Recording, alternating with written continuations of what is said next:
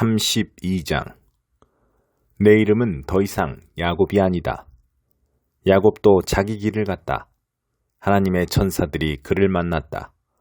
야곱이 그들을 보고 하나님의 진이다 하고 말했다.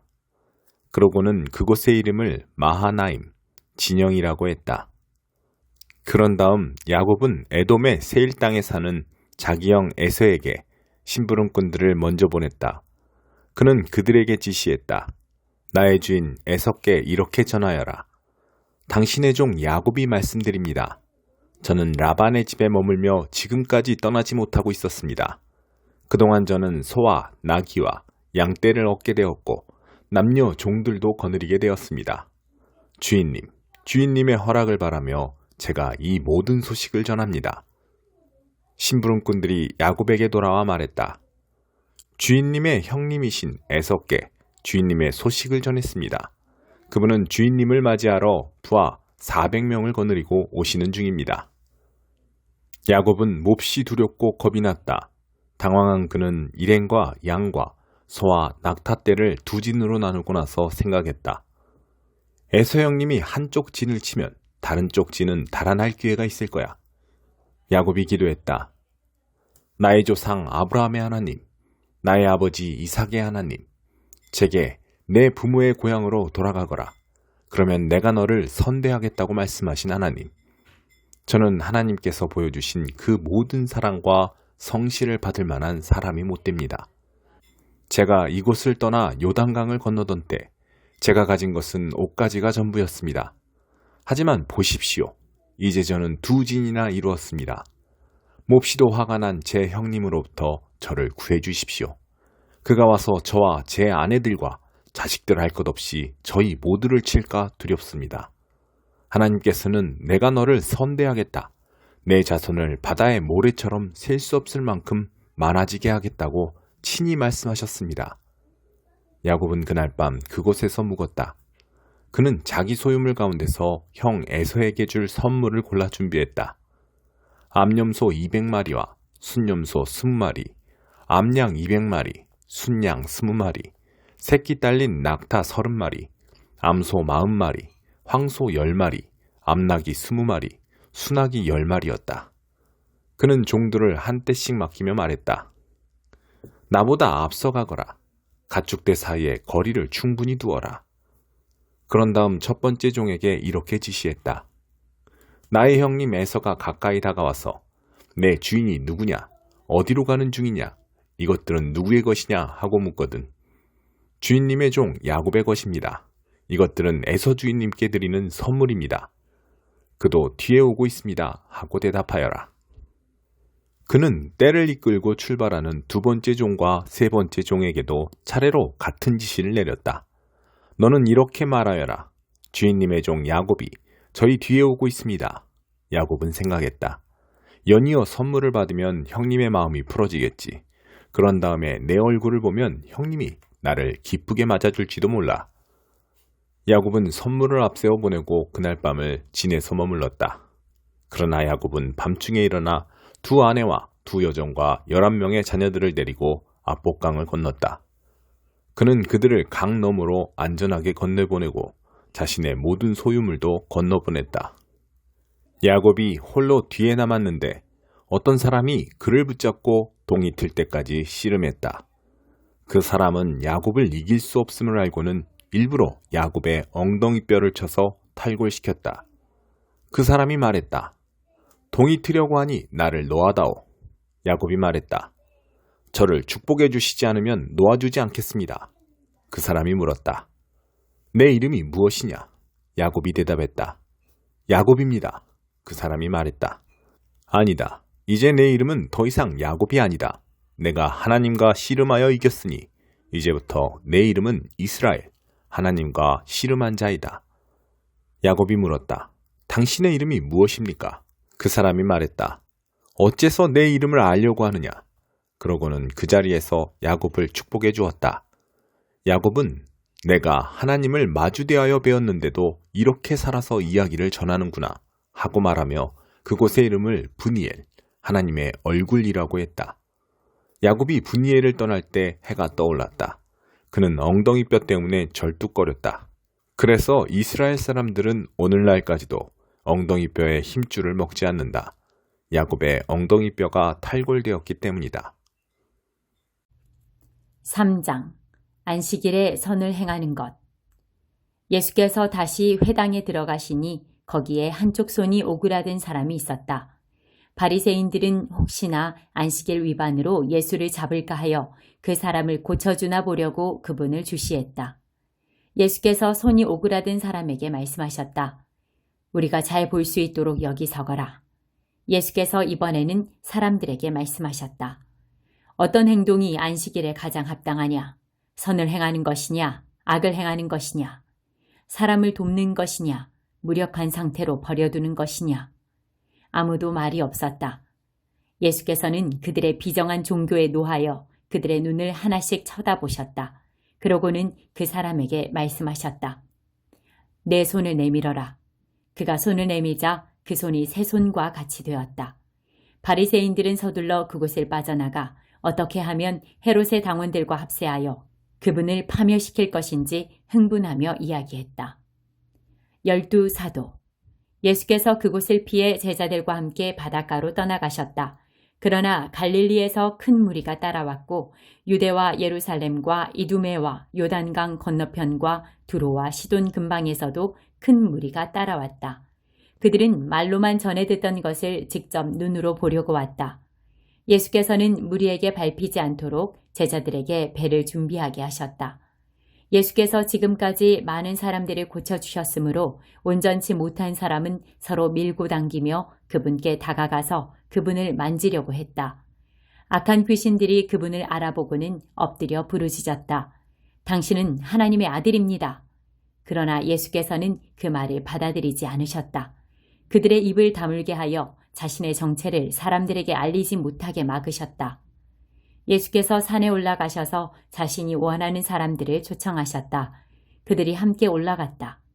예수께서 12명을 정하시고 그들을 사도로 임명하셨다. 그분의 계획은 그들로 자신과 함께 있게 하고 그들을 보내 말씀을 선포하게 하며 그들에게 귀신을 쫓아내는 권세를 주시려는 것이었다. 그 12명은 다음과 같다. 시몬, 나중에 예수께서 그에게 베드로 곧 바위라는 이름을 지어주셨다. 세베대의 아들 야고보, 야고보의 동생 요한. 예수께서 세베대의 두 아들에게는 천둥의 아들을 뜻하는 보아너게라는 별명을 붙여주셨다. 안드레, 빌립, 바돌로메, 마테, 도마, 알페오의 아들 야고보, 다데오, 가나안 사람 시몬, 가룟 유다, 그분을 배반한 자다. 성령을 모독하는 죄. 예수께서 집에 오시자 여느 때처럼 무리가 모여들었다. 예수께 이것저것 해달라고 청하는 사람들이 많아서 그분은 식사할 겨를조차 없었다.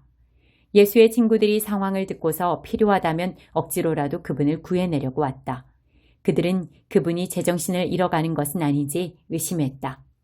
예루살렘에서 종교학자들이 내려와서 예수가 마술을 부리고 마귀의 속임수를 써서 그 능력으로 사람들의 이목을 끌고 있다는 소문을 퍼뜨렸다. 예수께서 그들의 비방에 이런 이야기로 맞섰다. 마귀를 보내 마귀를 잡고 사탄을 이용해 사탄을 없앤다는 것이 말이 되느냐? 늘 싸움질하는 가정은 무너지게 마련이다.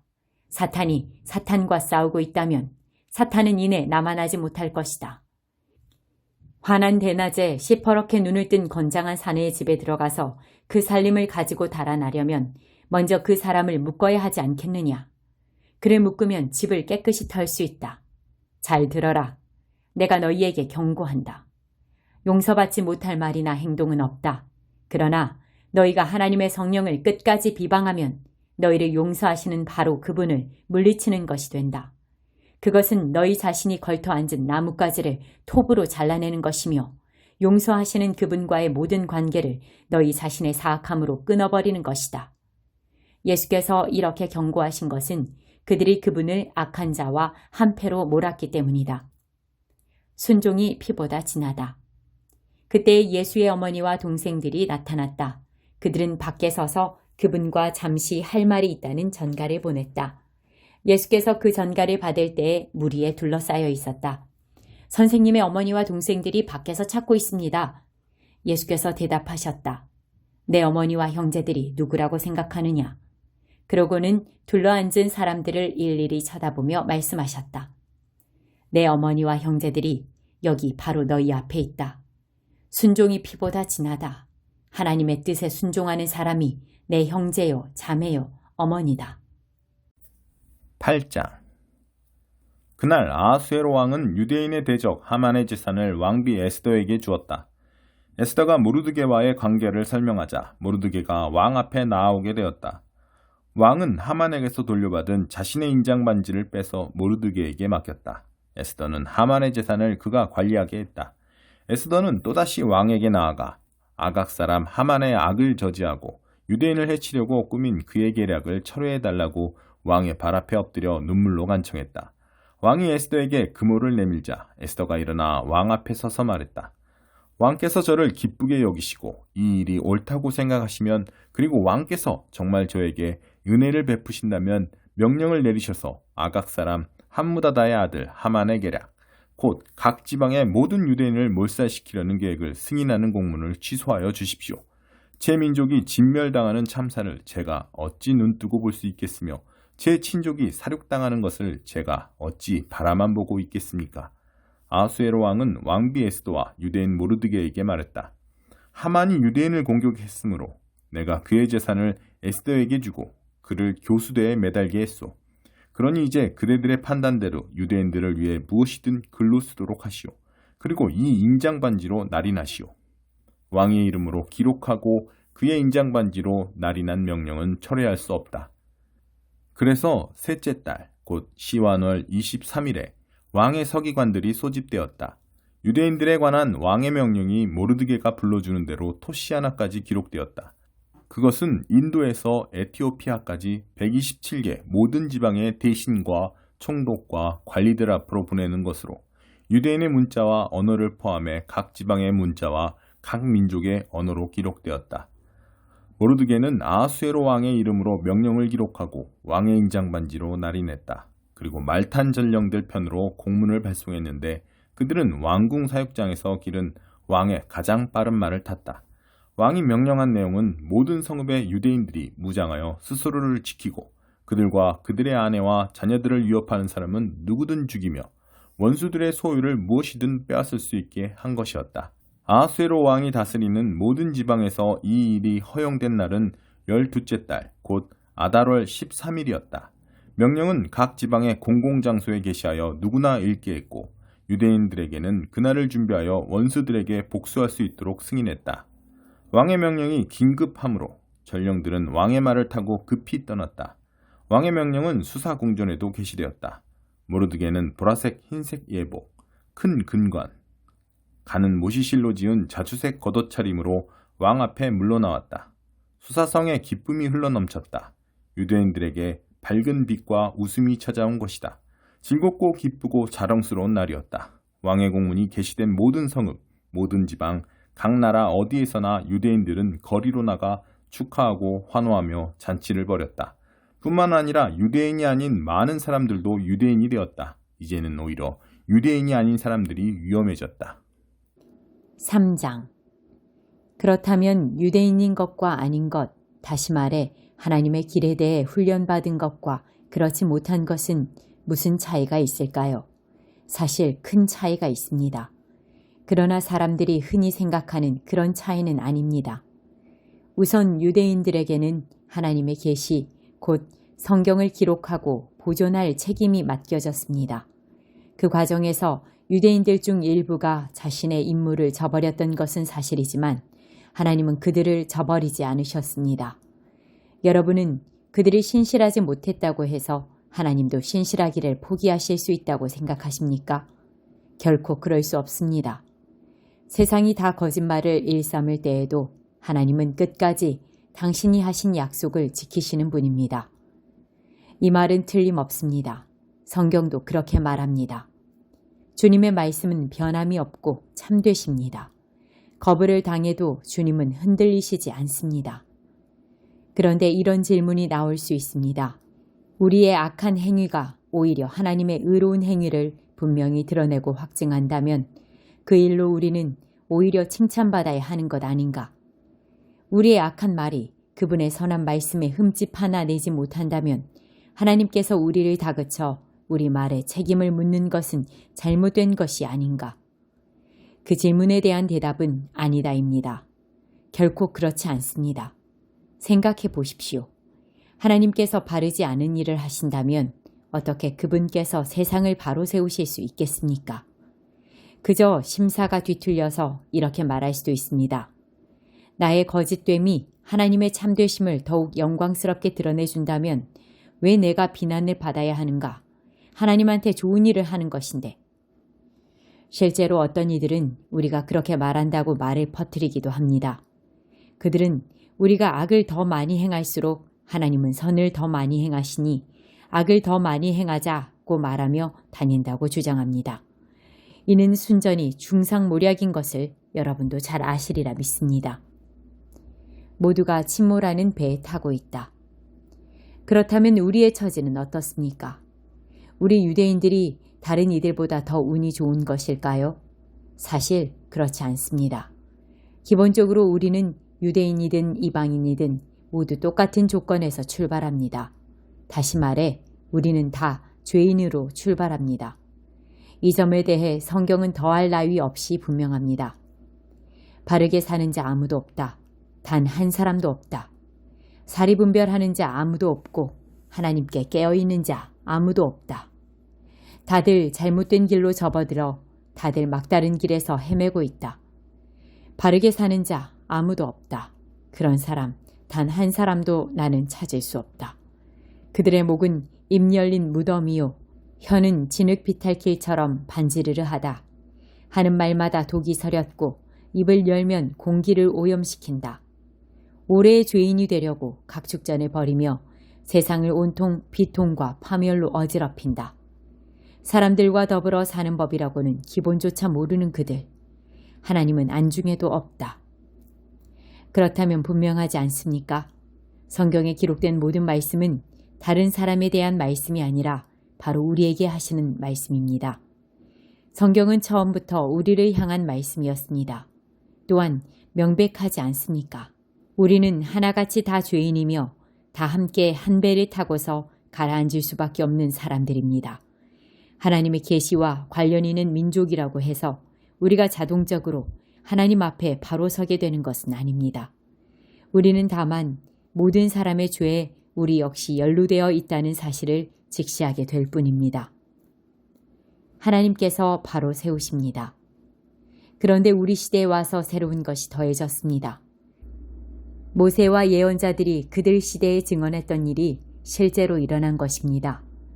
그들이 증언한 하나님이 바로 세워주시는 일이 이제 우리에게는 예수께서 바로 세워주시는 일로 나타났습니다. 이는 우리만을 위한 것이 아니라 그분을 믿는 모든 사람을 위한 것입니다. 이 점에서 우리와 그들 사이에 아무런 차이가 없습니다. 우리나 그들이나 다 죄인으로 오랫동안 비참한 전과를 쌓아왔고 하나님께서 뜻하시는 그 영광스러운 삶을 살아낼 능력이 전혀 없다는 것도 입증되었습니다. 그래서 하나님께서 친히 우리를 위해 일해 주셨습니다. 순전히 은혜로 그분은 우리를 그분 앞에 바로 세워주셨습니다.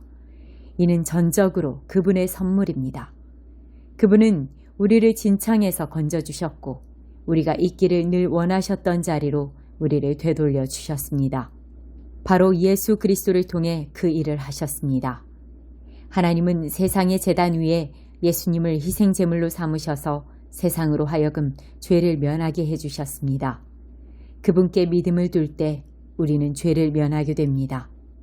하나님은 이 일, 곧 예수의 희생을 통해 세상으로 하여금 그분 앞에서 죄를 면하게 해주신 이 일을 만천하에 드러내셨습니다. 하나님은 그동안 오래 참으신 죄들을 마침내 이렇게 처리해 주신 것입니다. 이는 분명히 드러난 일일 뿐 아니라 또한 지금 일어나고 있는 일입니다. 이것은 현재 진행 중인 역사입니다. 하나님은 모든 것을 바로 세워주고 계십니다. 또한 우리로 하여금 바로 세워주시는 그분의 의로우심 안에서 살 수 있게 해주십니다. 그렇다면 우리 교만한 유대인들의 옥신각신하는 주장들은 어떻게 되는 것입니까? 무효가 되는 것입니까? 그렇습니다. 무효가 되었습니다. 우리가 알게 된 것은 이것입니다. 우리가 행하는 일에 하나님이 응답하시는 것이 아니라는 것입니다. 사실은 하나님이 행하시는 일에 우리가 응답하는 것입니다. 마침내 우리는 이 사실을 깨닫습니다. 우리의 삶이 하나님과 또 다른 모든 사람들과 발맞추어 나가려면 우리가 그분의 발걸음을 따라가야지 거만하고 초조한 마음으로 우리가 행진을 이끌려고 해서는 안 됩니다. 그렇다면 하나님에 대해 독점권을 가졌다고 하는 우리 유대인들의 교만한 주장은 또 어떻게 되는 것입니까? 이 또한 무효가 되었습니다. 하나님은 유대인들의 하나님일 뿐만 아니라 또한 이방인들의 하나님이기도 합니다. 하나님은 오직 한 분이신데 어찌 그렇지 않을 수 있겠습니까? 하나님은 당신이 하시는 일을 기꺼이 받아들이고 그 속으로 뛰어드는 사람이면 누구나 다 그분 앞에 바로 세워주십니다. 우리 종교의 제도를 따르는 이들뿐 아니라 우리 종교에 대해 들어본 적 없는 이들도 마찬가지입니다. 그런데 우리가 초점을 우리가 행하는 일에서 하나님이 행하시는 일로 옮긴다는 것은 하나님의 규례와 법도를 신중히 따르던 삶을 취소한다는 말일까요? 전혀 그렇지 않습니다. 오히려 우리 삶 전체를 제자리에 놓음으로써 그 삶을 더 굳게 세웁니다.